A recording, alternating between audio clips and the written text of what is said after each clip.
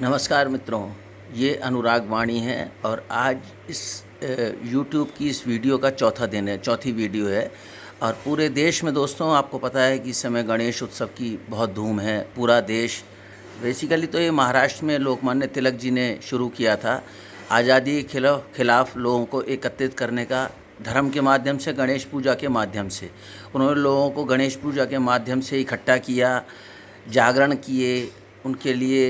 क्योंकि जागरण इसलिए कि रात में सभाएं होती थी अंग्रेज़ों के खिलाफ आज़ादी का बिगुल बजाने में, जन जागृति के लिए गणेश जी को उन्होंने उनकी शरण में आकर और उन सबको, लोगों को इकट्ठा किया और इकट्ठा करके इस तरीके से आज़ादी का बिगुल बजाया।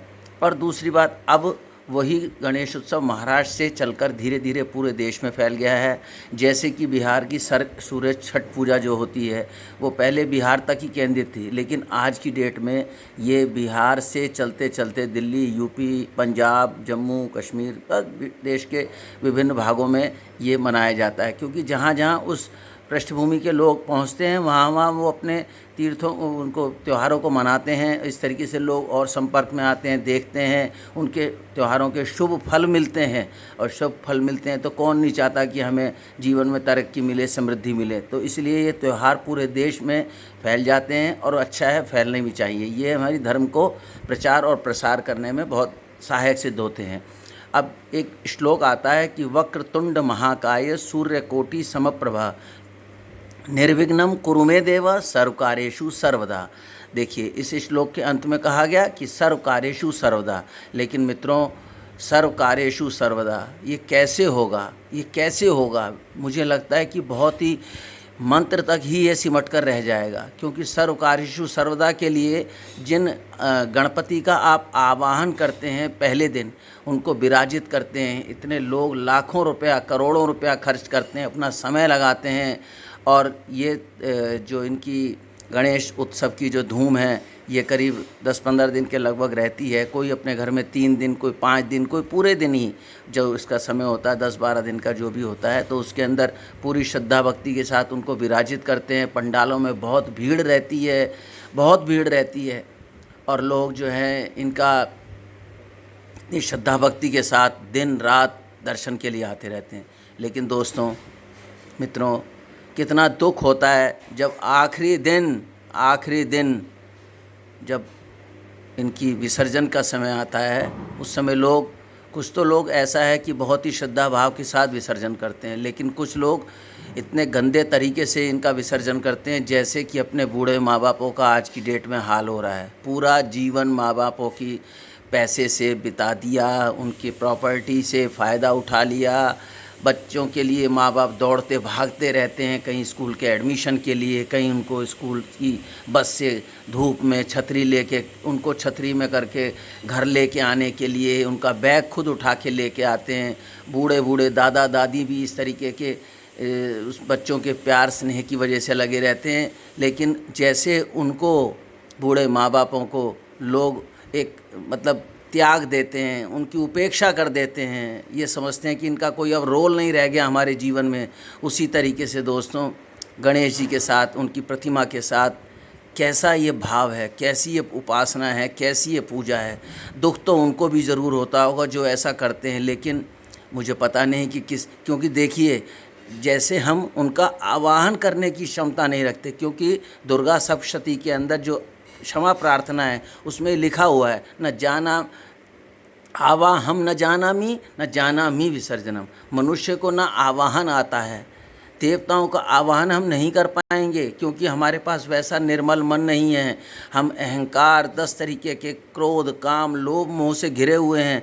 तो क्या हम देवता, उनके लिए तो एक निर्मल मन चाहिए, बच्चे के जैसा जो अबोध होता है। ना तो हम दोस्तों आवाहन जानते हैं, लेकिन जितना भी जानते हैं चलो उतना भी बढ़िया है। लेकिन विसर्जन न जानामि विसर्जनम पूजाम चैव न जानामि क्षम्यताम परमेश्वरी, दुर्गा सप्तशती के अंदर क्षमा प्रार्थना में ऐसा लिखा हुआ है।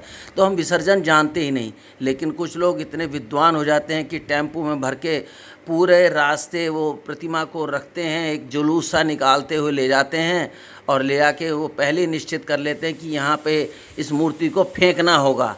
विसर्जन नहीं दोस्तों, फेंकना होगा। कोई नदी के किनारे, कोई समुद्र के किनारे, कोई नाले में, कोई कहीं, कोई उठा के कोई ऊपर फ्लाईओवर से मूर्ति को फेंक देता है। क्यों? कि मतलब निकल गया तो पहचानते नहीं। तो दोस्तों बहुत बड़ा पाप हम कर रहे हैं। देखिए हमारे यहाँ सब प्रकार की व्यवस्था है। जैसे कि अगर आपके पूजा के फूल हैं, रोज़ आप पूजा फूलों से करते हैं भगवान की, और वो फूल अगले दिन आप उतारते हैं अपने मंदिर में से, अपने पूजा स्थल में से, पूजा के आले में से, इस जहाँ भी आप पूजा के लिए जाते हैं वहाँ से पुराने फूलों को लाते हैं। दोस्तों विधान है, वो पूजा के फूल बड़े ऊर्जावान होते हैं, बड़े शुभ होते हैं। तो इसके लिए भी व्यवस्था क्या है कि आप उनको कहीं एक थैली में भर के रख दीजिए, सुखा दिए जाए। और अब तो बड़ी बड़ी कंपनियों ने उन फूलों का उपयोग टोकरी बनाने में, धूप बत्ती वगैरह, अगरबत्ती बनाने में भी करना शुरू कर दिया है। एक तो उपयोग ये हुआ। दूसरा दोस्तों, आप भगवान के जो छोटे मोटे कपड़े होते हैं, कुछ समय के बाद आप जन्माष्टमी पे, राधाष्टमी पे, गोपाष्टमी पे, नवरात्रों में आप बदलते हैं, तो उन पुराने कपड़ों को भी लोग क्या करते हैं, कहीं इधर उधर फेंक देते हैं, है ना। तो ये भी दोस्तों गलत है। इन सब के लिए हमारे पास भगवान ने हमें जब आँख खुली, सृष्टि की रचना हुई, तो 5 तत्व हमारे को दे दिए: अग्नि, जल, वायु, पृथ्वी, आकाश। दोस्तों इन पांचों के अंदर ही हम अपने सारे काम कर सकते हैं, और यही 5 हमारा ध्यान भी रखते हैं। आप पुराने कपड़ों को, ठाकुर जी के जो भी हैं, उनको शुद्ध कहीं पार्क में, कहीं अच्छी जगह, कहीं खेत में, कहीं बगीचे में ज़मीन खोदकर उनको दबा सकते हैं। वनिस्पत इसके कि आप किसी नदी में या नाले में या कहीं भी ऐसे ही उतार के फेंकी आएँ, बहुत बड़ा पाप है, बहुत बड़े।